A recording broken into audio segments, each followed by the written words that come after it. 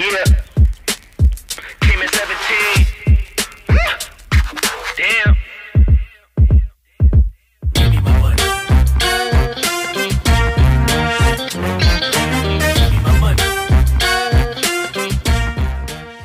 Assalamualaikum warahmatullahi wabarakatuh.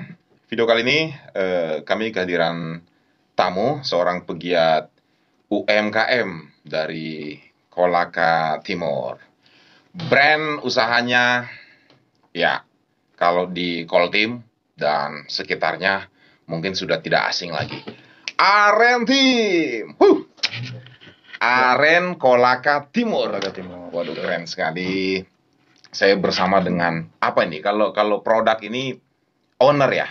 Iya. Owner dari Aren Kolaka Timur. Ya. Aren. Saudara Hasrul. Siap. Gimana? Ya, gimana, Bang? Gimana kabar ini? Alhamdulillah. Kalau sosok owner itu biasanya ini ya, auranya itu beda dengan yang lain. Oke, Aren Tim, menarik. Mengangkat selain nama bahan dasarnya ikut, nama kotanya, nama kabupatennya juga ikut. Dasar pemilihan brand ini apa ini? Gimana ceritanya ini? Iya, baik. Tapi mungkin saya perkenalkan diri dulu. Iya. Ya. Saya Hasrul, beralamat di Desa Matabundu, Kecamatan Terahuta, Kabupaten Kolaka Timur. Sebenarnya saya asli Kolaka, tapi sejak 2015 saya di Kolaka Timur. 2015. Iya. Saya sebenarnya sejak tidak ada background untuk menjadi pengusaha. Iya. Tetapi ya namanya hidup kita tidak pernah tahu. Betul. Ya. Dan akhirnya saya artinya terdampar di dunia bisnis. Ya. Iya. Terdampar karena ada historinya kan. Ya nanti mungkin kita bisa bahas. Selanjutnya untuk pemilihan kata Aren Tim itu. Aren Tim. Yang lalu kita memang ada beberapa pilihan nama, tapi kayaknya kurang jiwanya gitu. Jadi brand itu kan harus punya jiwa. Betul. Ada brand story istilahnya. Brand story. Ya, di belakang brand itu ada apa? Nah, Ya. Sehingga kita tidak perlu menjelaskan, wah ini brand saya ini produknya ini loh. Om Jack kalau dengar Aren Tim pasti terpikirkan, oh ini pasti ada aren-arennya. Iya. Ya kan? Apakah gulanya atau apa balok manisnya? Betul. Saya kan tadi pas lihat Aren Tim. Oh, kita kan belum pernah diskusi nih tentang Aren Tim ini. Baru di sini nih. Iya. Nah, pas saya lihat Aren Tim. Oh, bahan dasar gula. Oh, aren. Timnya ini pasti Kolaka Timur ini. Iya. Langsung tebak. Jadi memang itu pemilihan brand itu memang harus yang gampang dicerna. Sangat penting.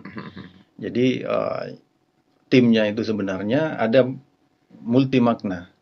Ya, timnya itu yang pertama ya Kolaka Timur. Ya. Kedua, saat saya mulai mengkonsep brand ini kan ada film Korea itu, Korea Selatan Startup. Ya, pasti orang penggiat Korea, drakor pasti pernah nonton itu. Betul. Nah, di sana ada kan proses seleksi kompetisi antara pengusaha, pengusaha-pengusaha muda, usaha-usaha rintisan. Dan di sana ada tim A, tim B, ada tim saya lupa namanya itu. Nah, di sini saya berpikir, oh ya, orang minum kopi atau orang menikmati makanannya, pasti kalau sumber manisnya itu, kalau bukan gula pasir ya gula merah. Ini umumnya di Indonesia. Meskipun banyak pilihan gula. Ya kan? Jadi Aren Timnya itu adalah tim orang-orang yang suka atau cenderung memilih gula aren dalam minuman atau makanannya. Itu brand story-nya kita. Yang pertama. Dan yang kedua kita ingin angkat lokal, ya, kearifan lokal. Itu tadi nama Kolaka Timur. Nama Kolaka Timur. Ya, seperti itu. Oke. Nah, bicara bicara usaha UMKM ini kan bergerak kalau tidak salah dan ya mungkin sudah pasti tidak salah nih. Ini kan bergerak di bidang ekonomi kreatif pastinya. Betul. Itu kan di bawah dari kalau di dinas di SKPD itu kan Dinas Pariwisata dan Ekonomi Kreatif. Ya. Itu ada 16 itemnya. Nah, salah satunya itu adalah ini yang kuliner. Betul. Nah, tadi kita membahas tentang Arentim.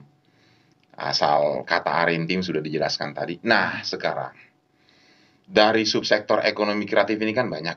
Kuliner bidang salah satu yang ada di dalamnya itu juga banyak. Banyak. Nah, apa alasan Mas Bro saja ya? Iya. Bro. Ya. Bro Asul ini Ya. milih gula Ya. gula merah aren sebagai bahan dasar. Kenapa nggak milih yang bahan dasar yang lain kayak kopi, terus coklat? Kolaka Timur kan dikenal dengan coklatnya. Betul sekali. Kopinya boleh lah, ada juga. Nah, kenapa milih gula merah atau kenapa milih aren? Sebenarnya ada banyak sekali alasan kenapa saya harus memilih aren. Yang pertama, kalau kita berbicara kuliner, F&B, itu pasarnya itu tidak terbatas. Iya, betul. Tidak terbatas. Apalagi kita berbicara pemanis. Pemanis, saingan dari gula pasir hanya gula merah. Saingan dari gula pasir hanya gula merah. Kalau kita membangun pabrik gula pasir, itu butuh dana ratusan miliar. Ya kan? Right. Nah, sementara kita bergerak di bidang usaha mikro. Iya. Di mana nafasnya adalah pemberdayaan petani. Pemberdayaan petani. Iya, pemberdayaan petani. Makanya kenapa saya harus memilih gula aren. Seperti itu dulu. Kemudian ini terkonfirmasi dengan kondisi di daerah saya, di Kolaka Timur, atau tepatnya di desa Matabundu dan sekitarnya. Di situ masyarakat memang punya kultur memproduksi gula aren. Nah, saya sebagai salah satu misalnya warga di situ dan punya akses, artinya punya akses pasar, punya akses informasi yang lebih luas. Kenapa tidak saya kembangkan? Ya kan? Apalagi setiap kali saya ke pasar, saya selalu melihat gula aren petani itu ya kadang sudah rusak, tidak laku, kan. Dijual pun dengan murah, ya kan. Kalau Om ke pasar, pasti harga gula aren di pasar itu sekitar 20 sampai 25 ribu. Iya, betul. Per biji. Sementara di petani hanya 10 ribu. Ya. Per kilo. Nah, paling kisarannya 10 ribu sampai 15 ribu. Iya. 1 kilo itu bisa naik 3 biji loh. Betul. Ya. Artinya kesenjangan harga ini sangat besar. Nah, kenapa saya sebagai warga di situ tidak bisa untuk memberdayakan petani, memberikan mereka akses pasar yang lebih mudah. Nah, tetapi saya kembali berpikir lagi. Nah, kalau saya cuman mengambil gula aren yang seperti biasanya, yang gula dalam bentuk cetakan, saya rasa tidak ada nilai tambah untuk membangun brand gula aren yang seperti itu. Kayaknya terbatas sekali, karena larinya jadi komoditas. Nah, sekarang ketika kita komoditas itu kita tambahkan added value, ya kan, itu menjadi produk kreatif. Di situ ada unsur inovasi. Nah, dengan adanya inovasi, maka harga di tingkat petani itu sudah meningkat, dan alhamdulillah sampai sekarang sudah 2 kali lebih mahal dari apa yang biasanya petani dapatkan. Bahkan salah satu petani saya itu yang biasanya mendapatkan penghasilan per minggu itu 500 sampai 700 ribu, sekarang sudah 1.400.000, 1.500.000. 2 kalinya ya? 2 kali lipat dan hampir 3 kali lipat. Nah, seperti itu. Kenapa ya? Disitulah sebenarnya saya inginkan adanya keadilan bagi petani. Ya. Keadilan bagi petani. Karena begini Om Jack, para petani aren itu tidak hanya mengeluarkan tenaga, tapi mereka mengeluarkan uang juga untuk menghasilkan produk. Dari mana ya itu? Mereka membeli kayu. Ya, mereka membeli kayu. Satu mobil itu 200 ribu. Dan habis hanya 5 sampai 1 minggu. Artinya setiap minggu mereka harus mengeluarkan uang 200 ribu minimal. Ya. Belum lagi yang lain-lain. Belum dihitung dan tenaganya. Nah, kalau ini dihitung-hitung, Jack, ini untung yang didapatkan petani per minggu itu ya sangat tipis lah. Iya, iya, Mungkin iya, hanya iya. cukup bisa beli ikan, beli beras. Ya kan? Betul.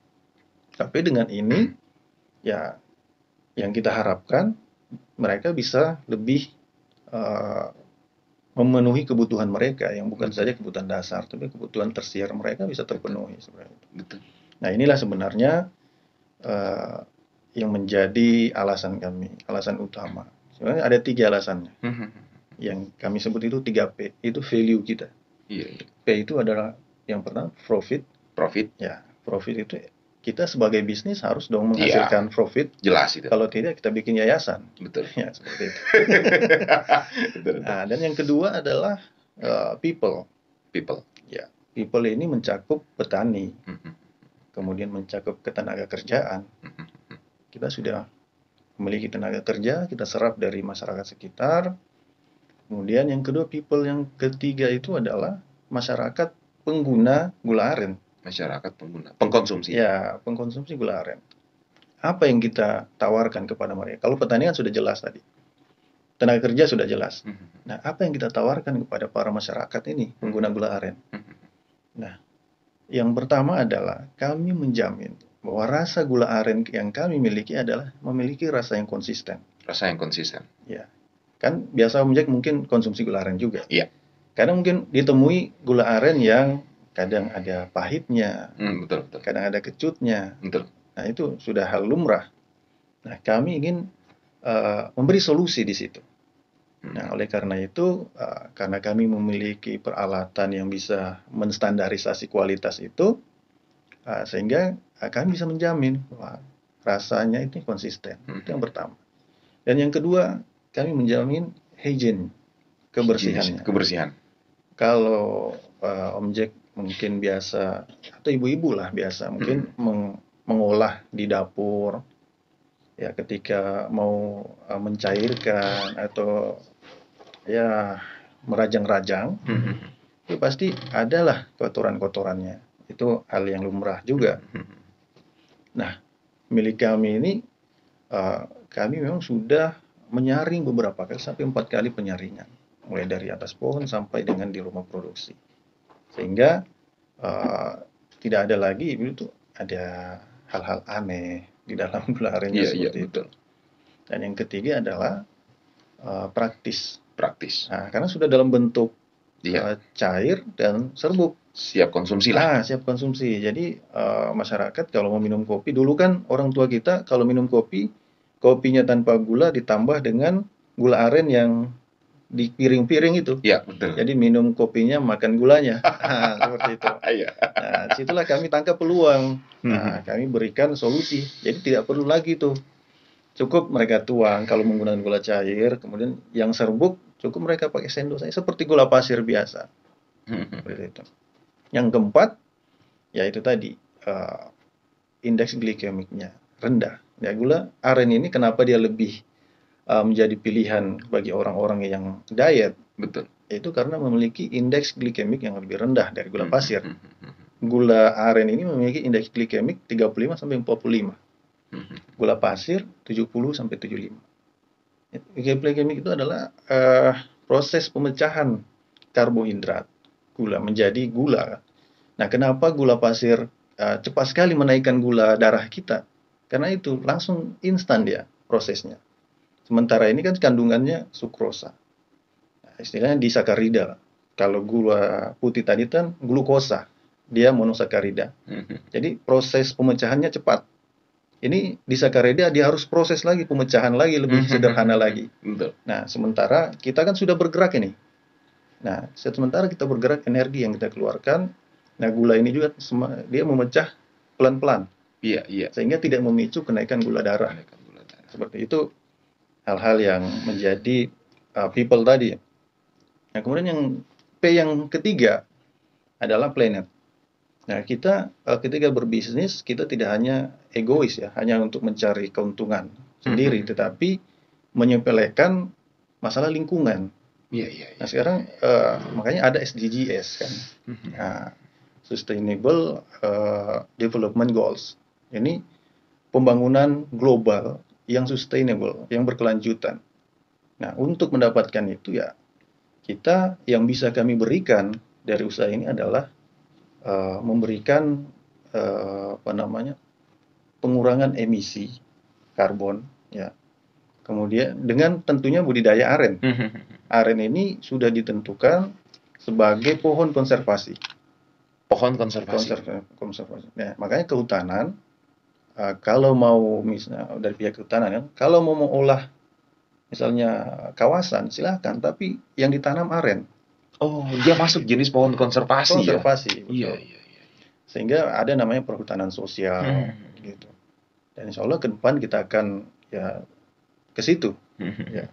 Sementara kita masih klaster-klaster untuk penanaman aren ini, karena aren ini sebenarnya dia produksinya itu setiap hari dan 2 kali. 2 kali. Pagi dan sore. Betul. Nah, kita hanya 1 kali menanam, ya 5 tahun sudah bisa panen, dan itu panennya setiap hari sepanjang tahun, Om Jack. Ini kelebihannya pohon aren ini.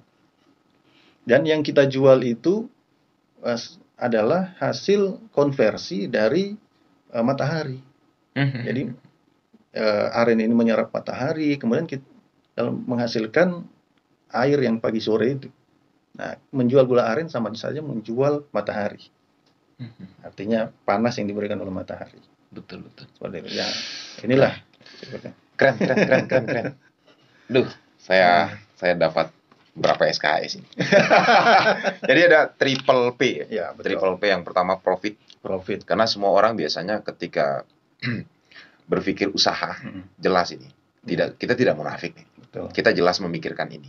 Betul. Buat apa sih kita buang uang, lempar uang kalau kita tidak menghasilkan uang datang gitu. Tapi yang paling keren menurut saya, Bro Hasrul ini masih memikirkan orang banyak. Ya. Selain memikirkan penghasilan tadi yang profit, juga people, orang banyak. Bagaimana dengan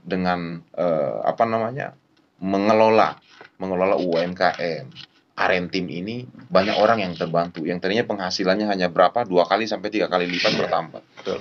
Dan yang paling keren lagi, masih memperhatikan. Karena memang backgroundnya mungkin dari pecinta alam, ya jelas.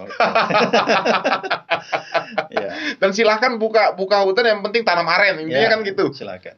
Keren.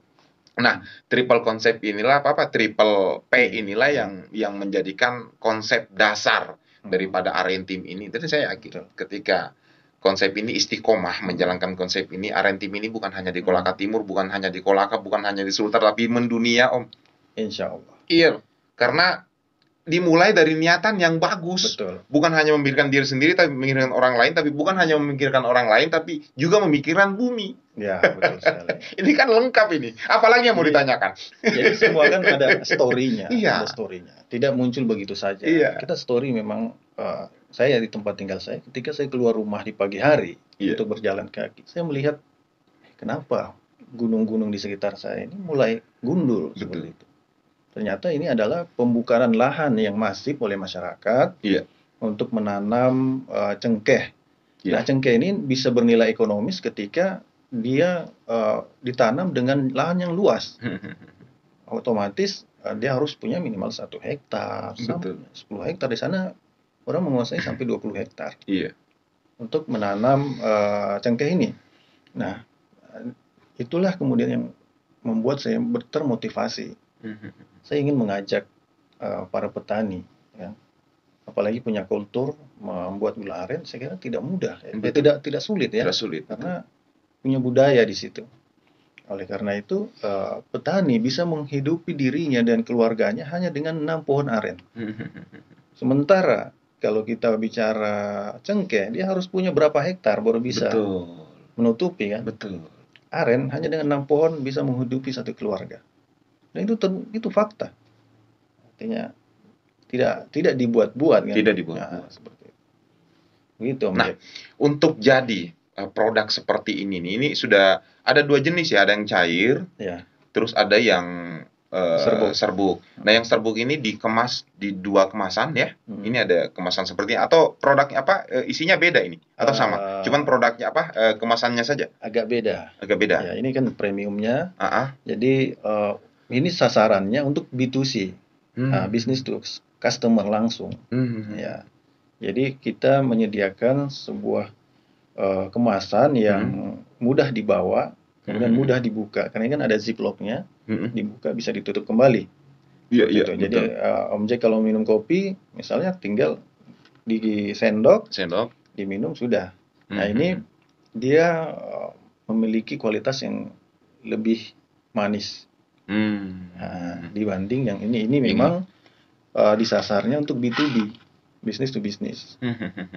Jadi misalnya Om Jack punya warkop nih, punya warkop pasti kan ada menu yang lagi hype ini beberapa tahun terakhir, yaitu kopi gula aren, Kopi gula aren, betul. milk brown sugar, Betul. dan sebagainya, banyak turunannya. Nah, ini yang dipakai Om Jack. Mhm. Dan selama ini orang-orang kan selain pakai yang cetak, Iya. ya, kan kalau misalnya warkopnya sudah besar, ya sementara pakai gula cetak itu butuh waktu Betul. dan rasanya tidak konsisten kan. Betul. Orang yang biasa konsumsi gula aren pasti merasa kok kemarin rasanya beda ya, Mhm. hari ini bedanya. Ini juga buat para business owner, khususnya warkop dan sebagainya, jadi sebagai masukan juga ya. Nah, selain itu mereka juga kebanyakan menggunakan produk luar. Iya, iya, iya. Ada yang bahkan diimpor kan. Nah, kenapa kita harus impor, Om Jack? Sementara kita punya potensi yang besar sekali di Sulawesi Tenggara ini. Saya tidak bicara lagi Kolaka Timur. Saya melihat secara Sulawesi Tenggara ini besar sekali potensinya. Bahkan ke depan kita punya pandangan, mungkin dalam beberapa tahun ke depan kita ingin ada pabrik gula pasir yang putih, itu sumbernya dari aren. Iya, iya, iya. Selama ini kan sumbernya dari tebu.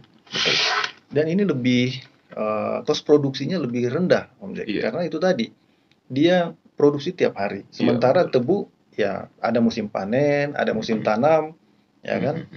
Nah, oleh karena itu kedepannya kami ingin bangun sebuah pabrik gula pasir yang sumber bahan bakunya dari aren ini, dan itu bisa di desa-desa, Om Jack. Tidak perlu korporasi yang punya modal besar. Di desa-desa bisa. Ini untuk membantu pemerintah juga mengatasi kesulitan gula pasir. Kita kan tahun ini pecah rekor sebagai impor gula pasir terbesar sepanjang sejarahnya Indonesia. Iya, iya. Nah, ini harus kita pikirkan bersama. Betul, betul, betul. Ya, seperti itu. Jadi untuk menjadi sebuah produk seperti ini, itu pengolahannya dari petani itu seperti apa sampai ke proses seperti ini? Apakah memang mungutnya dari petani yang berupa butiran atau memang sudah seperti ini? Ya. Tinggal dikemas atau seperti apa sih proses ininya sampai produk ini jadi dalam kemasan seperti ini? Ya, baik. Seperti yang saya sampaikan tadi, bahwa kita ingin nilai tambah itu tidak saja di kami, tapi juga di petani harus ada nilai tambahnya. Kalau saya beli gula cetaknya dan saya proses, itu sebenarnya bisa. Dan kos produksinya lebih murah. Lebih murah, betul. Ya kan, saya beli 10.000, 15.000 paling mahal, ya kan? Nah, saya bisa produksi.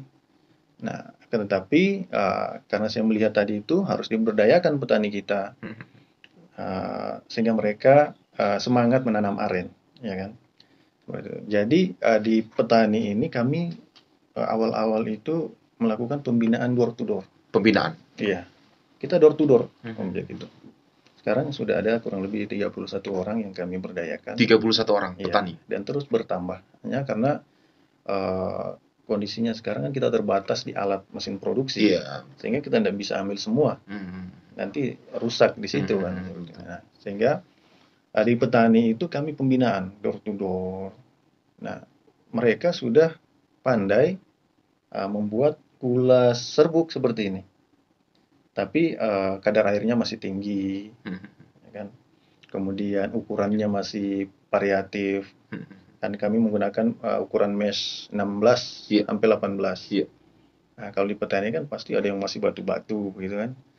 Nah, itulah kami standarisasi lagi. Jadi di petani itu membuat gula serbuk bahan baku yang setengah jadi. Nah, kami beli 2 kali lipat dari harga pasaran ya. Kemudian setelah itu kami jemput setiap 2 kali seminggu atau sekali seminggu kami jemput. Karena kita tidak tiap hari, supaya mereka terima uangnya besar juga. Kalau tiap hari ya habis juga, tidak terasa. Nah, kami upayakan seminggu sekali lah kita ambil. Seminggu sekali, terus sudah itu kami bawa ke rumah produksi yang tidak jauh dari situ, di rumah produksi, kemudian diolah.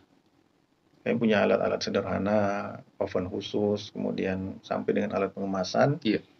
Ya, disitulah diproduksi sampai jadi seperti ini, Om Jack. Sama dengan yang cair juga. Yang cair juga mereka produksi sampai dengan brix 30 sampai 40. Nah, brix 30-40 itu jumlah sukrosanya. Iya. Jadi kami ada alatnya yang namanya refraktometer.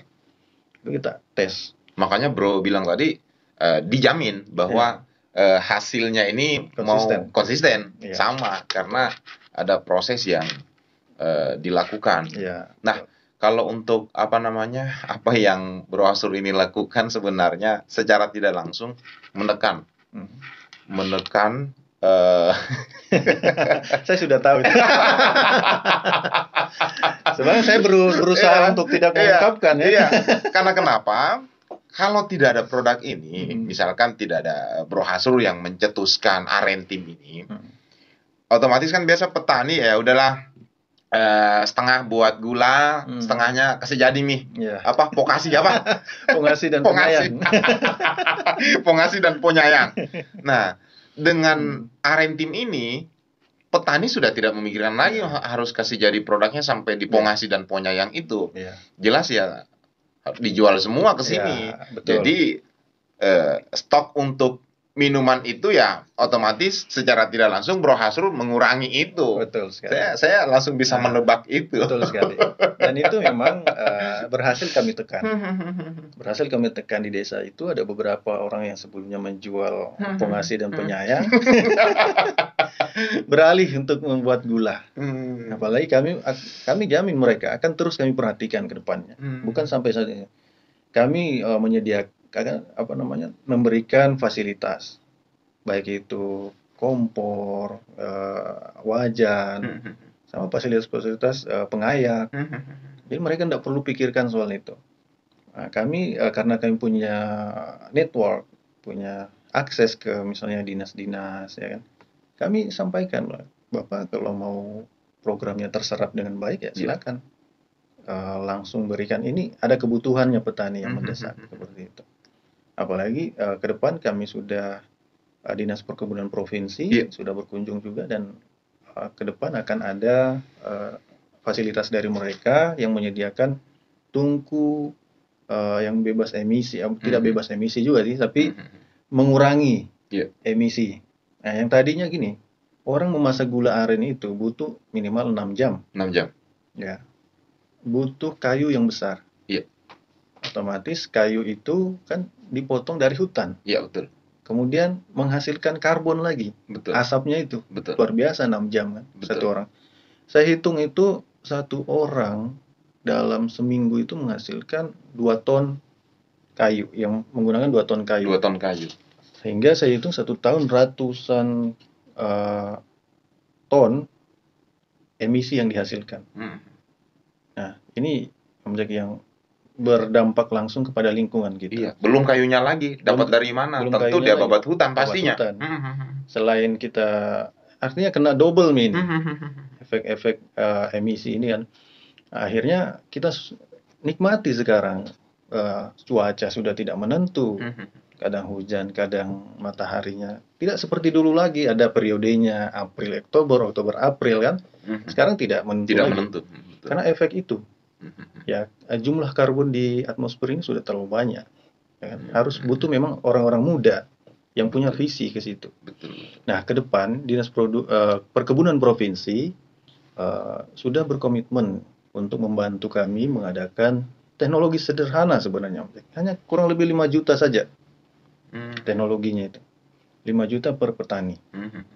Itu dia menggunakan alat yang bahan bakarnya itu oli bekas. Oli bekas ini kan juga buangan juga. Kalau dibuang di kali berefek juga. Ya. Limbah juga kan. Betul. Nah, kami menggunakan limbah itu untuk menjadikan bahan bakar. Ya kan. Hanya dengan 1 gelas kecil. Iya. Itu bisa menghasilkan gula aren. Iya. Artinya yang tadinya butuh 2 ton mungkin, mungkin kita hanya butuh 1-2 liter saja. Betul. Ya kan? Itu Ini dari dinas. Dinas Perkebunan Provinsi. Nah, kalau dinas kabupaten sendiri, ya ini kan bidangnya ekraf nih, pariwisata. Terus koperasi ya mesti turun juga lah, dinas Ya, koperasi. betul. Terus dinas perdagangan mesti turun juga. Ya. Ini gimana kerja-kerja mereka? Apa Ya. sudah ikut campur nih? Ya, sejauh ini sih belum. Tapi kita harapkan sudah ada mulai komunikasi. Oh, sudah mulai komunikasi. Mungkin mereka juga butuh diyakinkan. Iya, seperti iya. itu. Kita tidak bisa ujuk-ujuk langsung mau dibantu kan. Betul. Harus Itu yakinkan. prinsip yang paling bagus itu. Betul. Biasa rata-rata orang kan belum berbuat sudah mau dibantu. Betul. Apa yang mau dibantu? Betul. Nah, Bro Hasrul ini kan sudah, ini sudah bukan berbuat lagi, Om. Ini sudah luar biasa. Nah, kalau untuk pasar sendiri, Iya. bicara pasar nih, sudah sampai di mana? Kalau pasar ya sudah nasional lah. Sudah nasional. Iya. Kita sudah beberapa provinsi meskipun belum semuanya. Tapi ya boleh di atas 3 provinsi itu sudah dibilang nasional ya. Nah, kami memang pasar terbesar saat ini Sulawesi Tenggara, kemudian Sulawesi Selatan, Sulawesi Barat, di Lombok, Jawa Timur, Jakarta, ya di Jawa Timur ada beberapa daerah. Sejauh ini seperti itu. Dan kemarin kami juga sudah produk kami dibawa ke Dubai sama HIPMI Koltim, kemudian HIPMI Sulawesi Tenggara dan HIPMI Pusat. Dibawa untuk pameran di Dubai. Sulawesi Tenggara itu hanya ada 2 produk termasuk kami. Seperti itu. Dan alhamdulillah sejak itu ada kontak sih Om Jack, ada kontak orang luar nih.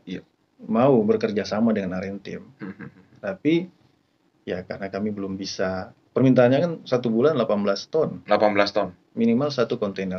1 bulan 18 ton. Iya. Sementara kapasitas sekarang baru 2 ton Om Jack. 1 bulan. 1 bulan. Butuh 10 kali lipat. Iya. Butuh 10 kali lipat kapasitas produksi. Sebenarnya kendalanya ini ya, kan peluang Om. Sebenarnya peluang. Iya. Peluang karena Kolaka Timur ini 12 kecamatan semua produksi gula aren. Nah, kalau misalnya pemerintah tanggap, saya yakin akan menjadi sumber PAD ke depannya. Pemerintah tanggap tuh. Ya. Aduh, sudah ada bola nih, tinggal dijemput. Ya. Dan terakhir, kita sudah kirim sampel juga ke Belanda. Ya, semoga melalui dengan diaspora di sana. Ya, diaspora itu kan orang Kendari yang tinggal di Belanda. Karena kalau kita mau, ya semua peluang kita harus tangkap. Kebetulan kami berteman dengan salah satu orang Kendari, orang Koltim lah juga, orang Koltim juga. Tapi tinggalnya di Kendari. Dia tinggalnya di Belanda dan punya usaha semacam kafe lah Belanda. Nah, kami sudah kirim. Beliau sempat pulang ke Kendari, kami berikan sampel untuk dibawa ke sana. Mudah-mudahan di sana ada berita yang kami inginkan sih bukan 18 ton, minimal ya 2 ton saja dulu lah kita sesuai kapasitas kita. Betul. Yang kemarin minta 18 ton kita agak sampaikan bahwa mohon maaf sementara kita full order. Kita belum bisa dulu menerima order baru. Ya ini sebenarnya teknik saja supaya tidak dikatakan ini tidak sesuai Iya. Kami katakan belum bisa dulu. Karena terus terang di pasar lokal juga ini sebenarnya sangat-sangat besar. Sangat besar. Betul. Data dari Balitbank, bukan Balitbank sih, Balitpalma, itu ada sekitar 5 juta kilogram per tahun itu konsumsi gula aren di Indonesia. Nah, 1%-nya aja puluhan ratusan miliar Om Jack. Kalau kita market share-nya kita ambil kan. Nah, ini sebenarnya yang harus sama-sama kita dudukan antara kami pelaku usaha, pemerintah, kemudian pihak-pihak swasta juga. Misalnya swasta ini kan di Sulawesi Tenggara ini banyak sekali perusahaan nikel ya, tambang nikel. Nah, kalau mau mereka untuk setelah pasca tambang itu reklamasi. Direklamasi janganlah pohon-pohon yang tidak produktif. Pakai aren supaya masyarakat ada nilai ekonomisnya. Kan setelah diuruk ini diambil nilai mineralnya. Itu direklamasi dengan pohon. Betul. Tidak bernilai ekonomis secara sustainable. Iya. Jadi kita walaupun kita di daerah, kita harus berpikir global. Iya. Ya, kita harus Betul. memikirkan pembangunan secara global yang sustainable. Iya. Nah, misalnya di sini perusahaan-perusahaan di Kolaka kan banyak sekali nih. Betul, Nah, betul. dan sudah membuat hutan kita cukup rusak ya. Iya. Nah, itu saya kira kalau mereka mau ya, bekerja sama ya, kami bisa fasilitasi. Baik itu budidayanya, sampai dengan penanaman aren, dan ketika sudah mulai berproduksi, itu kita bisa tampung. Itu tadi kita bisa buat klaster-klaster, misalnya di Kolaka, di Pomala nih. Iya. Di Pomala orang misalnya ada 1.000 hektar dan tanami aren kan. Nah, itu luar biasa itu kalau kita bangun pabrik di situ, Om. Betul. Ya, seperti itu. Masyarakat bisa menikmati secara berkelanjutan. Iya. Hah, Ya. keren sekali, luar biasa. Dan yang terakhir mungkin, Om, cukup jelas nih apa yang Bro Hasrul ini sampaikan. Yang terakhir kita butuh pesan dan harapan dari Bro Hasrul ini untuk anak-anak muda lah, bagaimana bisa mengedukasi apa yang Bro Hasrul ini lakukan, karena sangat inovatif sekali menurut saya. Jadi para anak muda, satu hal yang kita miliki adalah kesempatan yang lebih luas. Kesempatan yang lebih luas. Kita masih memiliki kesempatan yang lebih luas untuk berinovasi. Jangan pernah takut untuk berbuat. Ya, jangan pernah takut untuk berbuat. Karena habiskanlah umur mudamu itu dengan kesalahan-kesalahan. Jangan pernah takut salah. Habiskan umur muda dengan kesalahan. Dengan kesalahan-kesalahan. Iya. Ketika kita sudah banyak berbuat kesalahan, kita akan belajar dari kesalahan itu dan akhirnya akan sukses. Seperti itu. Ya. Selanjutnya, selain itu ya, kita memang untuk membangun sebuah bisnis. Yang pertama itu adalah kita harus punya mindset. Iya. Ya, ada 3 juga Om Jack ini. Mindset, skill set, dan tool set. Mindset, skill set, dan tool set. Dan 3 ini harus kita punya. Untuk menjadi seorang pengusaha cukup satu saja sebenarnya. Mulai saja dulu. Iya. Mulai dulu. Iya. Kemudian untuk menjadi pengusaha yang sukses harus memang mengembangkan diri. Yang 3 tadi itu harus punya mindset bisnis. Misalnya kan begini, orang kebanyakan bikin usaha, kadang-kadang umurnya seumur jagung kan. Betul. 1 tahun dapat masalah, mundur. Karena mindset tadi itu tidak terbentuk. Dia tidak menjadikan masalah sebagai sumber motivasi baru. Saya semakin banyak masalah, semakin bagus. Artinya menjadi motivasi saya. Semakin banyak penolakan, kan kita bikin, tidak semua orang terima. Apalagi teman dekat kan. Ketika kita membangun bisnis, teman dekat kita kan pura-pura tidak kenal. Tapi kita sudah berada di atas, banyak sekali teman kita. Seperti itu. Makanya, jangan pernah takut. Ya kan? Itu mindset tadi. Kemudian skill set. Ya, kita harus punya skills, misalnya dalam mengusahakan harus ada kemampuan manajerial, kemampuan pengetahuan tentang finansial. Betul. Kemampuan tentang bagaimana marketing, ya kan? Nah, ini yang harus dipahami. Dan ini sebenarnya kita tidak bawa dari lahir. Ini yang kita bisa kembangkan sendiri. Betul. Kemudian yang ketiga tool setnya tadi itu. Nah, sekarang kan sudah hijrah ini masyarakat global ini, yang tadinya kebanyakan hidup di dunia nyata yang offline, sekarang sudah hijrah ke digital. Nah, disitulah yang harus kita masuki. Kenapa Arentim bisa bertahan di tengah pandemi, ya kan? Karena kami menggunakan digital tadi itu. Kami punya website, kami punya Instagram. Jadi marketing digital ya? Itu yang digital marketing. Iya. Seperti itu. Nah, itu yang kami lakukan. Jadi harus dilengkapi juga 3 set tadi itu. 3 set. Mindset, kemudian skill set dan tool set. Seperti itu, Om Jack. Keren sekali Bro Hasrul. Arentim. Ya. Aren Kolaka Timur. Baik, demikian diskusi saya mengenai tentang produk aren dari Kolaka Timur ini. Sangat keren, luar biasa, inovasi sekali. Ownernya juga. Baik, seberapa banyak gagasan dan idemu, kalau tidak ada aksi sama dengan nol. Maka dari itu, ayo mulai saja dulu. Mulai. Thank you Om. Saya Om Jack, mohon pamit undur diri. Assalamualaikum warahmatullahi wabarakatuh. Waalaikumsalam warahmatullahi wabarakatuh. Keren. Ya.